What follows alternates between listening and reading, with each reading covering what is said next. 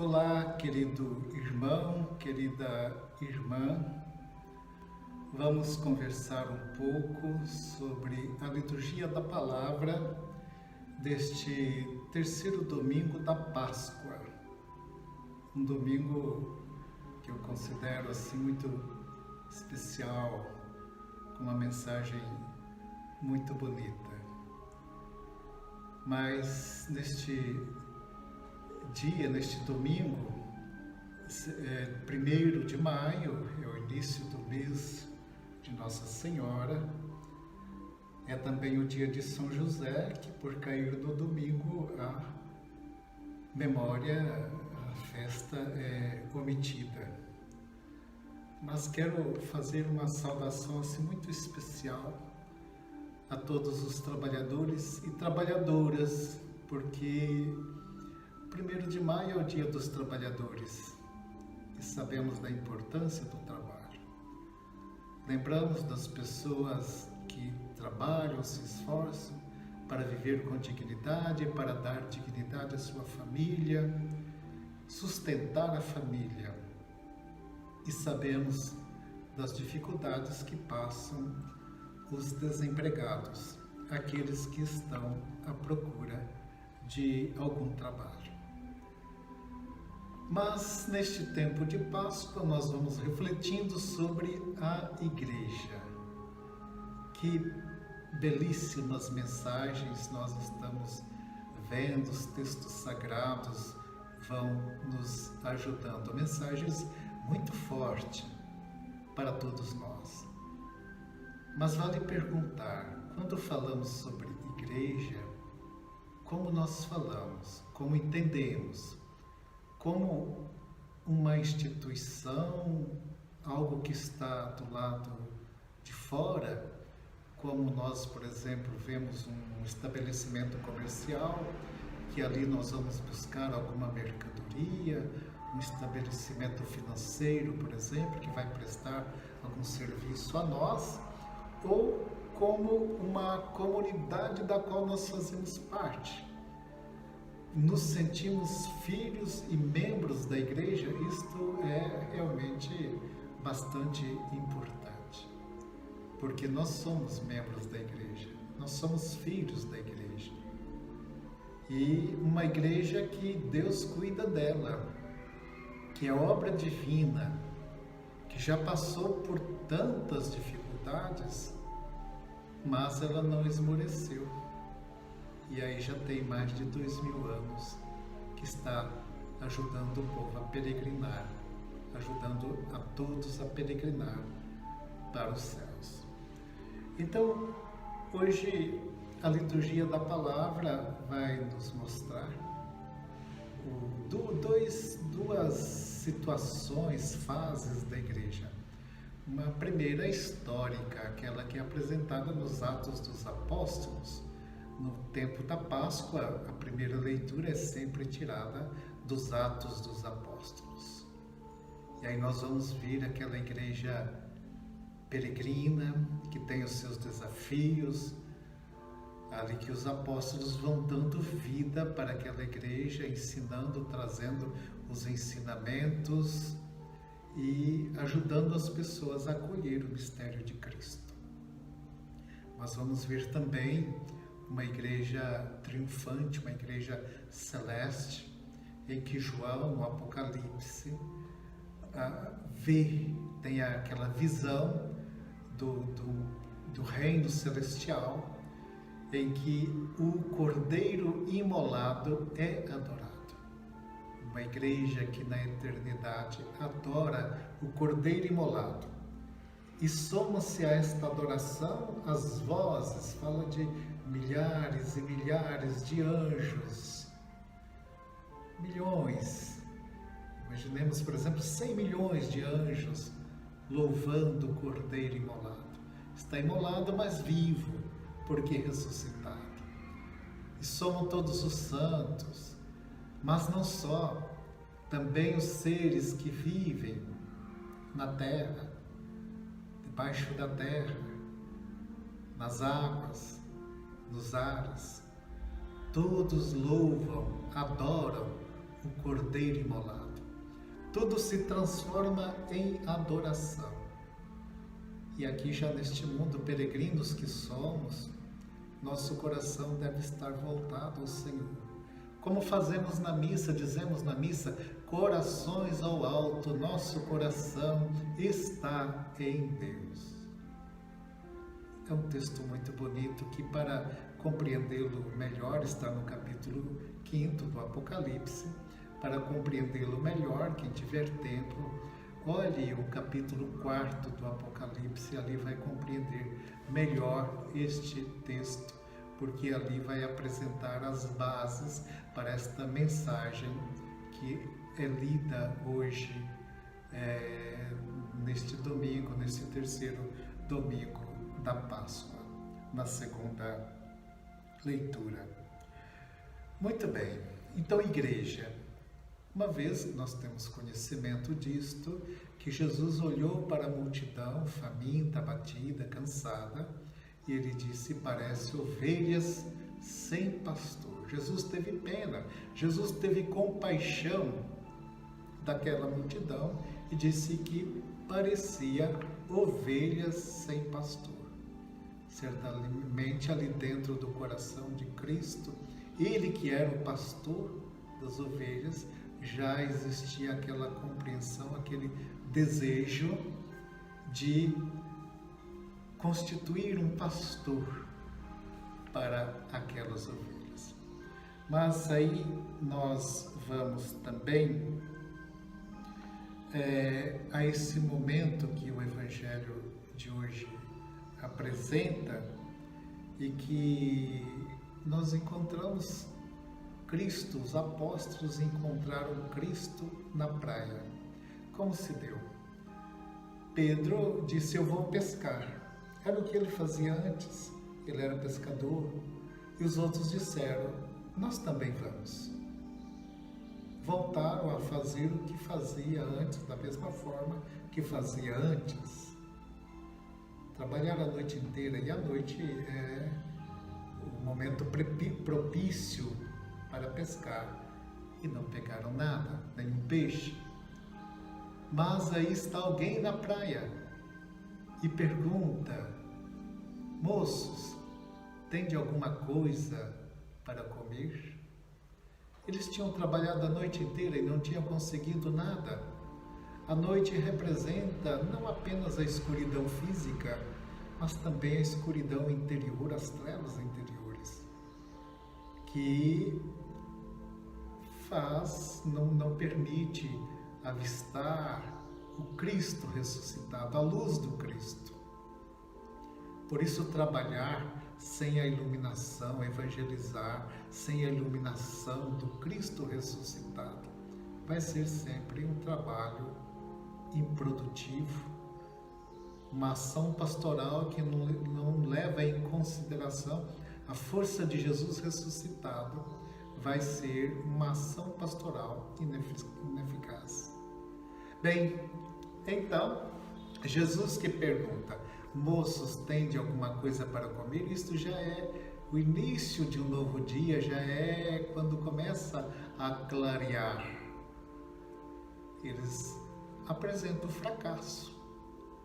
Trabalhamos a noite inteira, não conseguimos nada. Mas Jesus aí dá uma ordem para eles.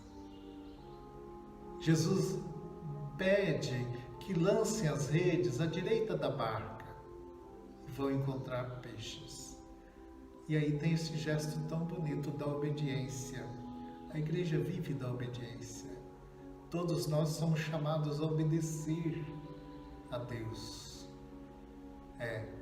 Lançar a rede e pegaram bastante peixes. 153 grandes peixes. Isto representa as nações até então conhecidas naquela época. No chamado que Jesus fez a Pedro também neste mar, chamado Mar da Galileia, aqui no Evangelho com o nome de Tiberíades, é o mesmo mar. Jesus disse: serás doravante pescador de homens. esta pesca abundante, 153 grandes peixes, representa então a ação apostólica que deve alcançar todas as pessoas. Todas as pessoas. O mandato missionário de Jesus é muito profundo, forte. Ide por todo o mundo, a todos pregai o Evangelho. Bem, quando eles chegam então na praia, encontram Jesus, né? Antes disto, eles não reconheciam Jesus, assim como talvez acontece conosco também, que nas orações às vezes não reconhecemos que estamos falando com o Cristo ressuscitado. Na celebração da Eucaristia, às vezes ficamos adormecidos, não percebendo que o Cristo está se manifestando diante de nós, e por isso nosso coração não vai ao alto, não elevamos o nosso coração ao alto. E é quando reconhece o discípulo amado é o Senhor, que então eles vão realizar esta pesca milagrosa, esta pesca milagrosa, e aí chegam na praia e Jesus oferece a eles o peixe, eles encontram peixe e pão, ali tinha uma fogueira. Esta fogueira, amados irmãos e irmãs, vai remeter a uma outra fogueira, aquela do julgamento, em que Pedro ali estava. Era uma noite fria, estava aquecendo, e quando ele então é perguntado se era o discípulo de Jesus, ele tinha sinais de discípulo, mas ele negou por 3 vezes. E aí, diante desta fogueira, vai acontecer uma grande transformação na vida de Pedro e uma grande confirmação de uma responsabilidade que já lhe tinha sido dada. Quando nós olhamos, por exemplo, Mateus, no capítulo 16, versículos 17 a 19, o primado de Pedro: tu és Pedro, sobre esta pedra edificarei a minha igreja. Cristo começa a perguntar a Pedro: tu me amas? Tu me amas? Tu me amas mais do que este? Eu gosto de refletir nesta passagem em que Cristo questiona Pedro se ele o ama, o seu amor para com Pedro, para com os discípulos. Cristo tinha consciência que Pedro o tinha negado, que os apóstolos tinham afastado da cruz, daquele momento. Talvez que ele tinha necessidade que alguém estivesse por perto, e eles tinham se afastado. Pedro tinha negado. E Cristo então não apresenta para eles: olha, vocês se afastaram. Não diz a Pedro: você me negou por 3 vezes. Mas Pedro pergunta: tu me amas? Tu me amas? É então que Pedro é constituído o pastor das ovelhas. Apacenta as minhas ovelhas. Pedro que vai amar as ovelhas através de Cristo.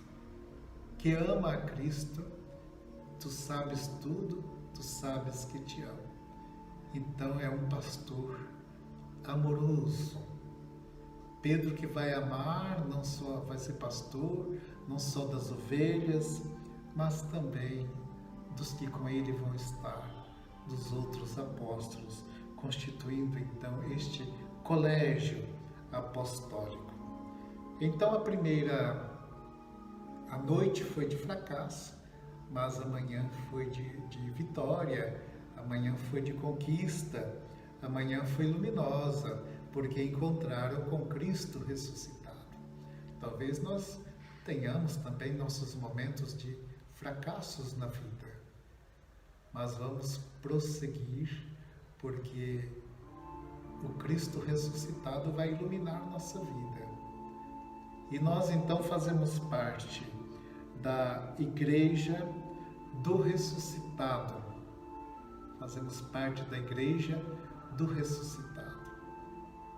A igreja que tem um pastor, que foi dado por Jesus. Tu me amas? Então apacenta as minhas ovelhas, apacenta os meus cordeiros. O ressuscitado confirma esta missão de Pedro e confia nele por causa do amor. Pedro ama e por isso ele vai então conduzir as ovelhas. Muito bonita esta mensagem desta igreja que é peregrina neste mundo e que depois nós vamos ver os apóstolos sofrendo as dificuldades. A primeira leitura dos Atos dos Apóstolos falava de Pedro com os apóstolos que foram proibidos de anunciar o nome de Jesus, levados diante do Sinédrio, aquele mesmo que havia condenado Jesus, e Pedro vai dizer, é preciso obedecer a Deus antes que aos homens. É preciso obedecer a Deus.